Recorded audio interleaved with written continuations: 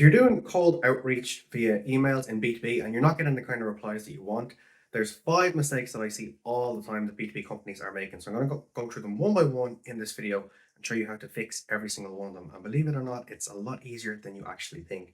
The very first thing that I see all the time, a big mistake that a lot of people are making, is the tech setup. So let me run through the tech setup side of things very, very quickly. The number one mistake that I see people making is you're using your own domain. So what I mean by that is if you are companyxyz.com, that's your main overall domain, that's where people can see your website, and you are Jane at companyxyz.com. You cannot use that domain if you're going to be sending out cold email. Now, I don't even like the term cold email myself. I think a lot of people see it as icky. It kind of triggers a lot of people. I prefer to use the term email outreach because that's a bit more professional, let's say. So if I say cold email or if I say email outreach in this video, they basically mean the exact same thing.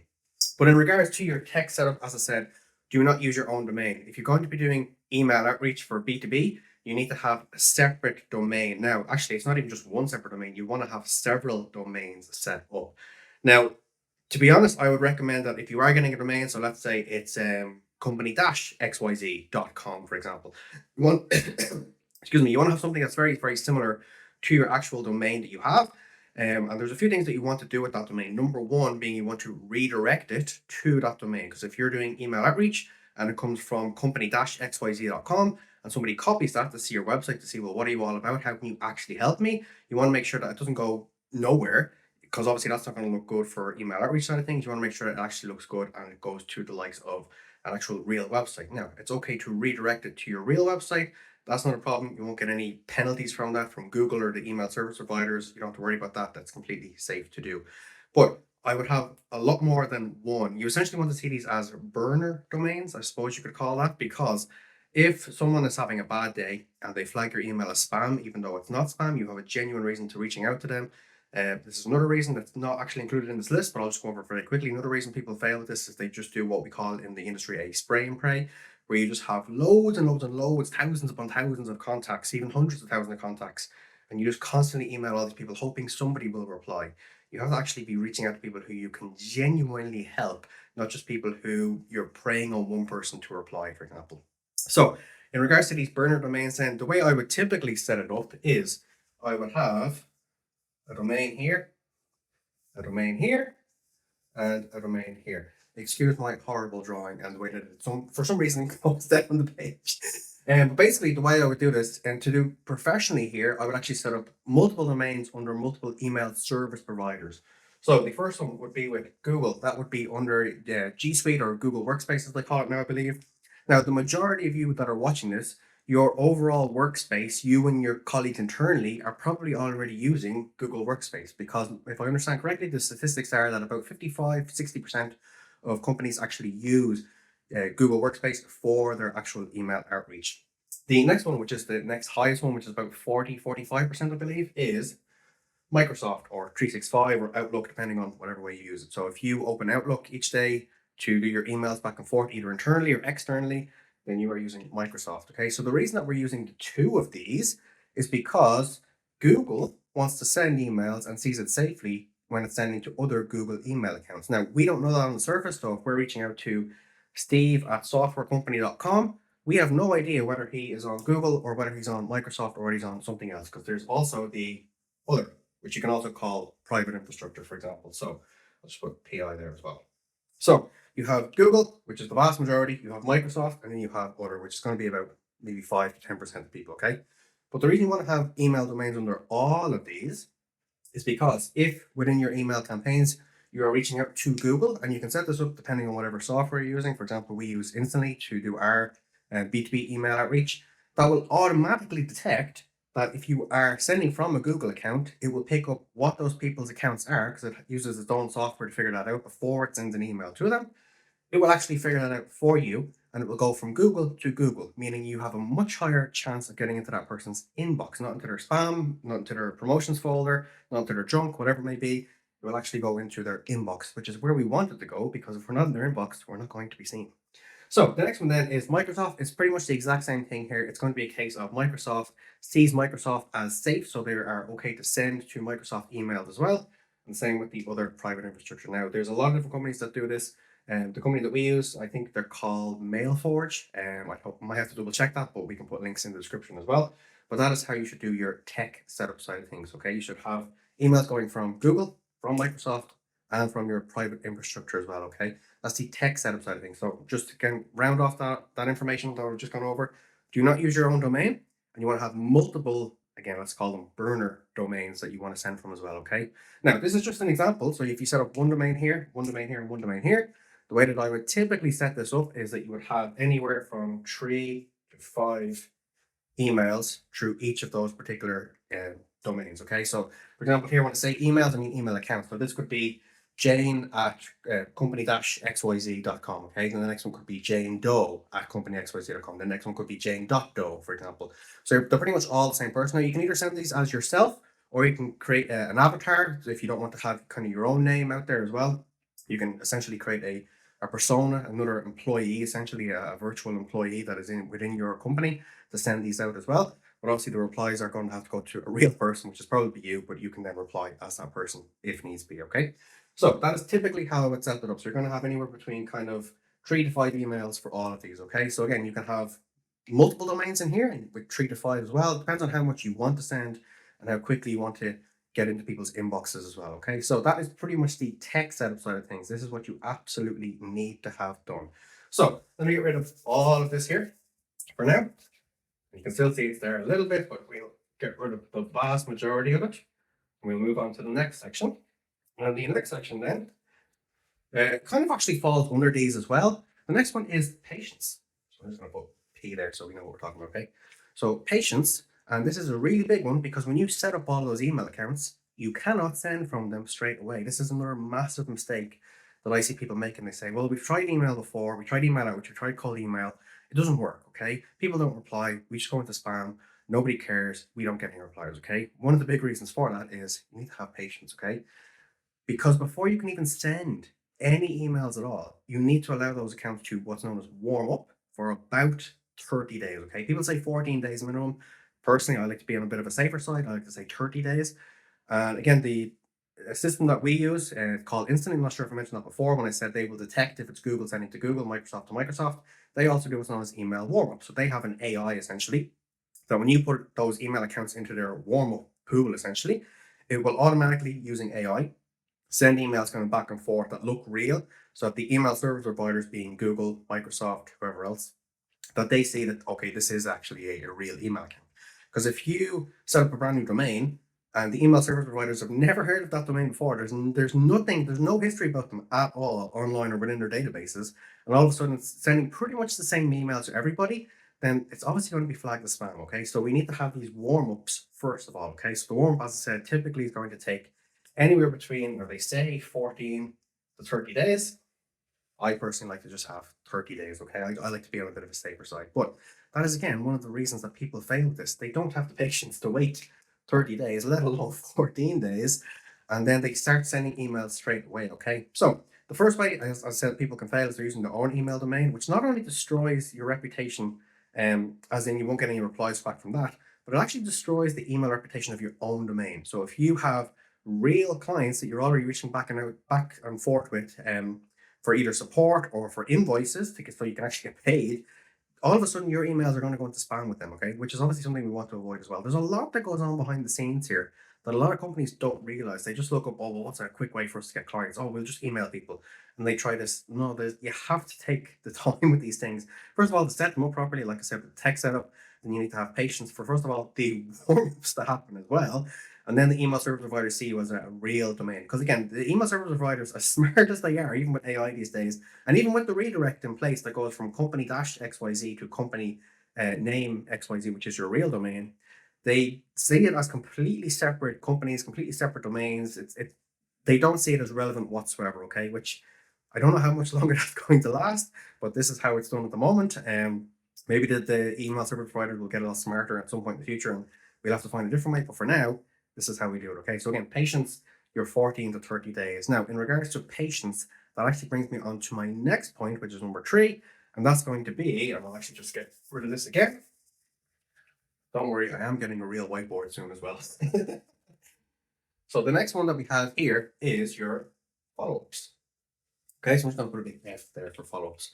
Now, in regards to patience, this is another thing that people get very wrong. So first of all, you're going to have to spend probably about, it depends on how fast you want to be with this, but from a tech setup perspective, if you're new to all this, anywhere from a week to a month, depending on what else you have on your plate, everything else you have to do throughout the day within the organization you're working in.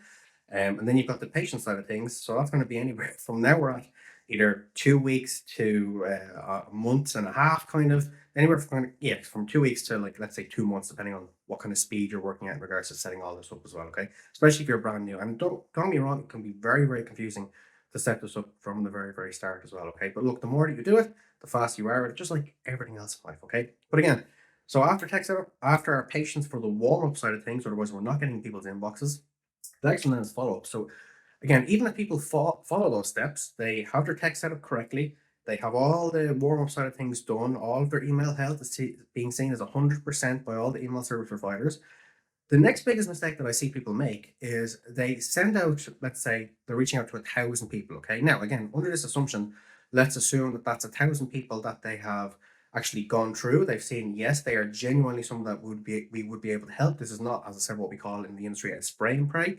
They're not just sending out emails to anybody and hoping for results back, because that absolutely is spam. In this case, this is not spam. You are reaching out to companies who you can genuinely help. Okay. So in that case, if you've already gone through and let's say you've got 1,000 people that you're reaching out to and you say, okay, I'm going to send 1,000 emails to these people, you have to bear in mind as well that you can't just send 1,000 emails straight away. Okay. And again, it depends on how many accounts you have. If you remember, I said that any of those emails you've got, or the email domains, you've got 3 to 5 emails within there. Realistically, to be safe, you're going to be sending anywhere between 10 to 20 emails per day to those people. Okay. Start off with 10. And the reason you start off with 10 is because, again, we don't want to be sending essentially the same message so many times to a lot of different people, because again, the email service providers will be able to flag that and see it. So we want to be able to change that as well. Okay. Now look, there's ways that you can essentially automatically change this using instantly as well. And we can talk about that a little bit more. If you want to see a video on that, you can subscribe. I'm sure we'll make one if there's enough demand for that. But again, this just helps you automate everything. So anyway, as I was saying, any of those emails, the email accounts, to be sent anywhere from 10 to 20 emails per day. Okay. So as an example, we had Google, Microsoft, and we had other. Okay. So that's 3 domains and we had 3 to 5 emails for each of them. Okay. Let's say that we do have 5 for each of them. Okay. So 5 multiplied by 3, we now have 15. Okay. So now we have 15 email accounts. Okay. Let me just put email there so we know what I'm talking about. So if you're going to be sending anywhere between 10 to 20 per day, okay, so then 15 multiplied by the 10, that is, you're sending 150 emails per day, okay? Now, that means that you can't reach out to all those people immediately on day one, okay? Again, this is where everything I'm talking about so far, actually, they all kind of interlock here. So this comes back to patience as well, okay? Now, I know I'm talking about follow-ups, but hear me out. I'm going somewhere with this, okay? So our first email, that goes to 150 different people per day, and we've got, again, let's just make the maths easier. Let's say we've got 1,500 people on this list, okay? So therefore, it's going to take 10 days to reach out to all those people, okay? Or let's call it 2 weeks if we're emailing Monday through Friday as well, okay? I think I've done the maths correct there. So it's going to take us about 2 weeks just to send an email to all those people, okay? But here's where this comes in, and this is where the money is made. It's made in the follow-ups, okay? If you're sending that one particular email to 1,500 people, okay? As soon as somebody receives that email, psychologically straight away it triggers as, oh, I don't know, this person's spam. Okay. And here's the biggest mistake a lot of people make: they don't follow up with those people, because if you're only going to send that one email to people, and again, even if you've done everything right, if you've done the text setup, you've had your patience waiting for your warm-up side of things for your emails, and you've actually gone through this list of 1,500 people and gone, yes, they are people we could genuinely help, we're not just doing a spray and pray, those people are not going to reply on your first email. It just doesn't happen that way. Okay. Now, typically, a lot of people, and the advice that a lot of people give out there is send anywhere between 3 to 4 follow-ups. Okay. Now, the way that I like to do this, and again, a lot of people have a lot of different ways of doing this, but we've tested so many different ways of doing this. So we're trying to save you a lot of time here by showing you what our tests have already given us.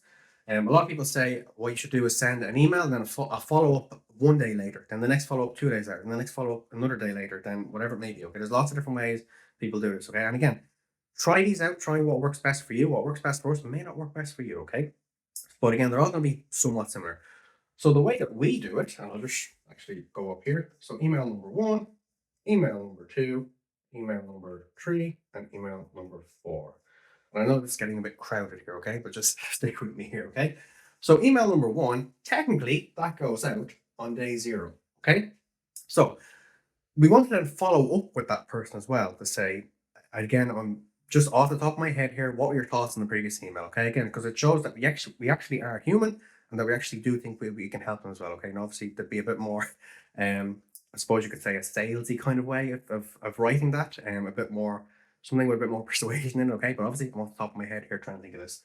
The next email, which is email number 2, what we do is we send it 2 days later. Okay, so if we're reaching out to someone on a Monday, then they see that particular one on a Wednesday. Okay, now the next email after that, again, if they haven't followed up with that one, what we do is we send that one 3 days later, and the next one we send 4 days later. Okay, there's a couple of reasons for this. Okay, so when you look at the likes of people who say, well, send email follow-ups one day after another, okay? I personally think that's a bit much for that person. I think it's a bit overwhelming. Um, Again, other people have tested this, they've seen results with it. We just personally haven't. And again, we've tested it. As I said, what works best for us may not work best for you. Try these different things, but they're all kind of around the same realistically. So realistically, then what you want to do is you want to send your emails. Again, this is just the way we do it. You're more than welcome to take this, but this is just the way that we found results with this. The first email, essentially day 0, then 2 days later, send this follow up. Then 3 days after this email, they get this follow up. And then 4 days after this email, they get this particular follow up. Okay. Now, that's 4 particular follow ups. That is what most people to recommend. Sorry, that is what most people do recommend. And they say, look, we can't really do anything more after that. You just have to move on. I disagree. And we have tested this.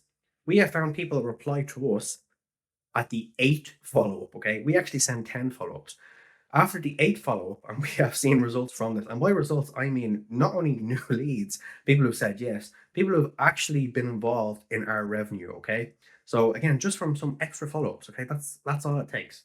Now, if you think, oh, I'm being annoyed to that person, and I don't want to annoy them, that's what we would call a limiting belief. Or if that person is annoyed by you, they can click unsubscribe, or they can reply back saying, don't email me again. And that's fine. You're going to get those emails.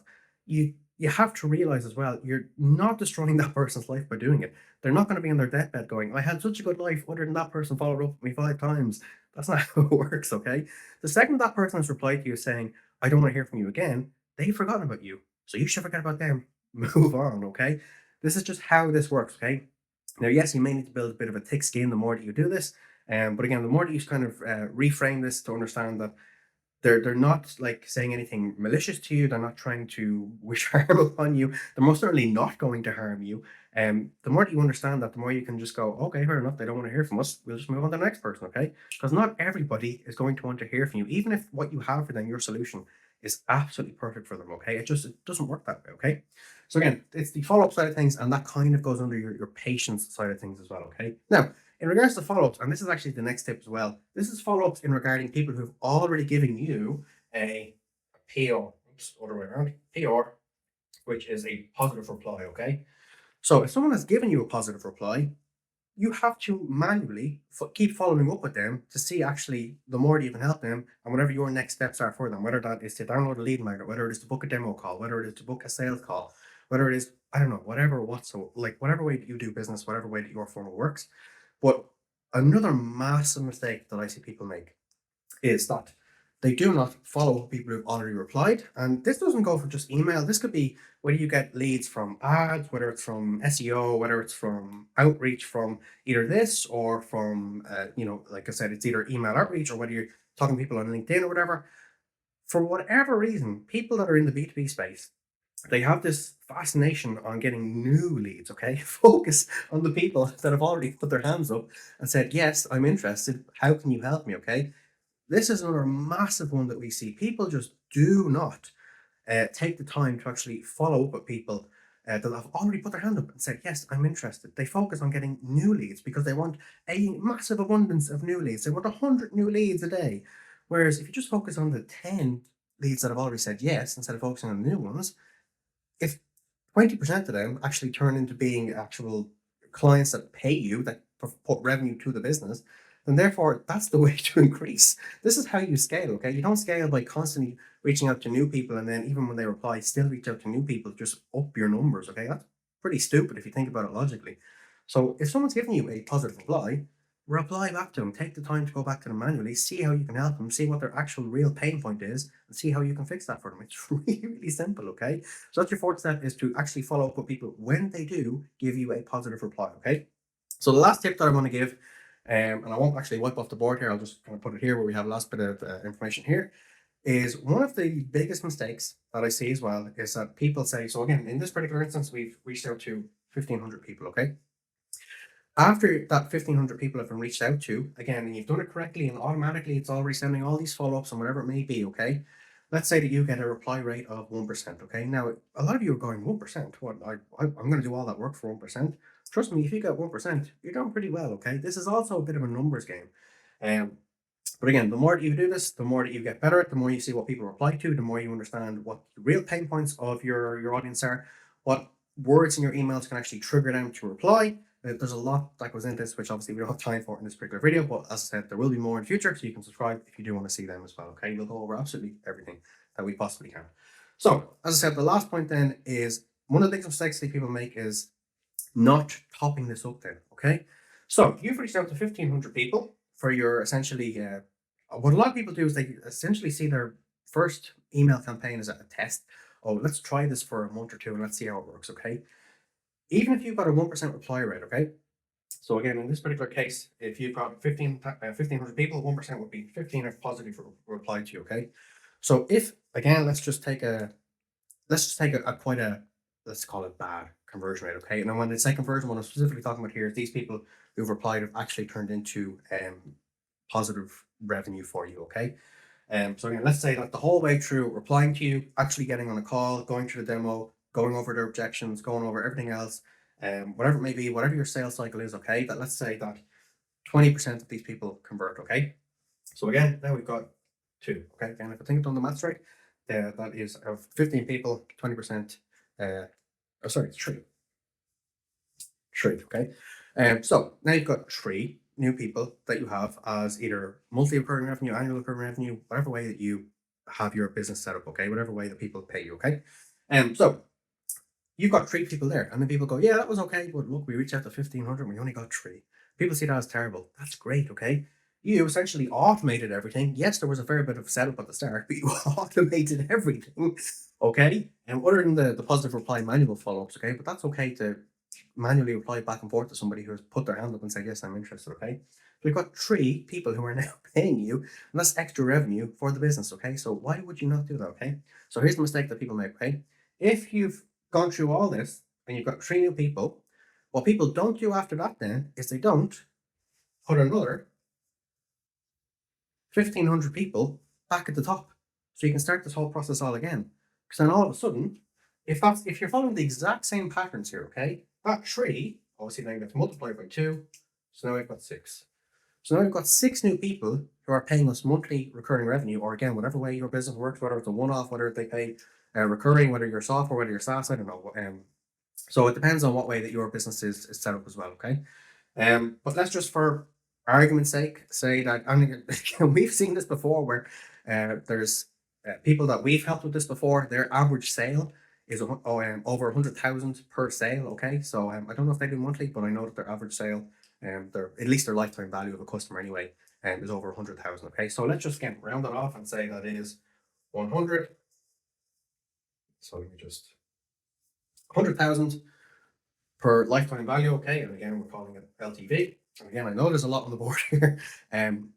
So if we do that, then multiply by the six new people that we've gotten, that is over 500,000 that we've gotten in new revenue, okay?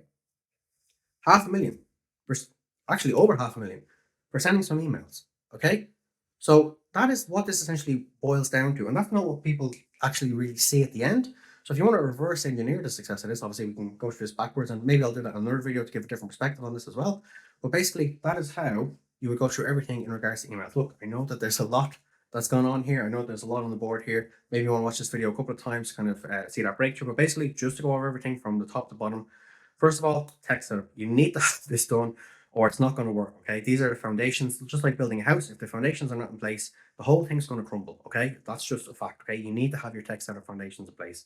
Secondly, you need to have patience with this, okay? You can't just go from day zero to an extra over 500,000 revenue, just like that. Okay, this is one of the absolute biggest things that I see in this day and age, not just in B2B, but kind of in everything. And we live in this instant gratification world where people want everything straight away, because if we want to see a movie, we can turn on Netflix and see it straight away.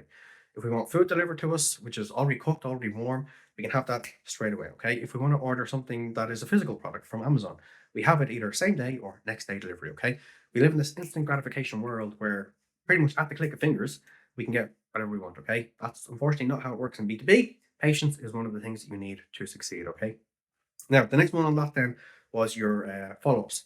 Your follow-ups not only with after sending the first email, and again you can do either 4, you can do 5, you can do, as I say, we do 10. We've had people reply to us on the 8th one, which has given us recurring revenue as well, which has been very, very handy. Um, Again, this is just something that you can test, okay? Because a lot of people will say, oh, I wouldn't send 8 follow-ups.